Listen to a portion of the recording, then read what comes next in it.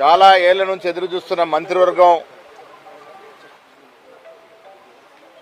ఇవాళ చేయడం జరిగింది. కులాల సమతుల్యం పాటిస్తూ 2 మంత్రి పదవులు ఎస్సీకి 1 బీసీకి ఇవ్వడం జరిగింది. మంత్రివర్గంలో స్థానం కోసం మా రంగన్న చాలా సీనియర్ నాయకుడిగా మంత్రివర్గంలో చోటు కోసం ప్రయత్నం చేయడం, వస్తుందని ఆశించడం, మేమంతా కూడా రంగన్నకి రావాలని కోరుకోవడం జరిగింది.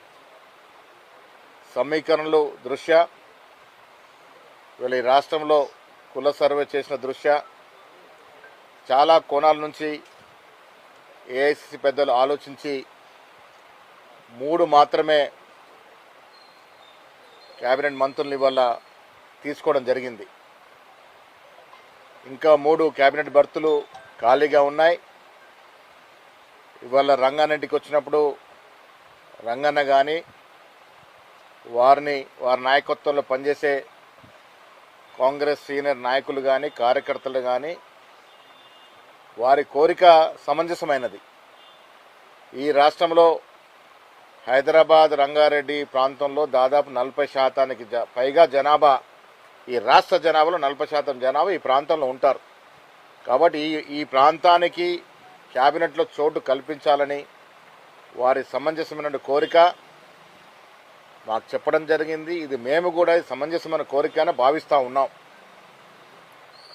రంగన్న గారితో మాట్లాడడం జరిగింది. వారి నేతృత్వంలో పనిచేస్తున్నటువంటి ప్రజాప్రతినిధులు కార్యకర్తలతో మాట్లాడడం జరిగింది. వారి ఆవేదన, వారి బాధని కూడా వినడం జరిగింది. ఇవన్నీ కూడా ఏఎస్ ఇన్ఛార్జిగా ఉన్నటువంటి మీనాక్షి నటరాజన్ ఇక్కడ రావాల్సి ఉండే కొన్ని కారణాలు రాలేకపోయింది. వారికి, ముఖ్యమంత్రి గారికి, అదేవిధంగా ఏఎస్ పెద్దలందరూ కూడా ఇక్కడ జరిగినటువంటి విషయాల్ని, వాస్తవాల్ని చెప్పి వచ్చే రోజుల్లో ఈ ప్రాంతానికి తగు న్యాయం చేసే విధంగా ప్రయత్నం చేస్తాం. Thank you.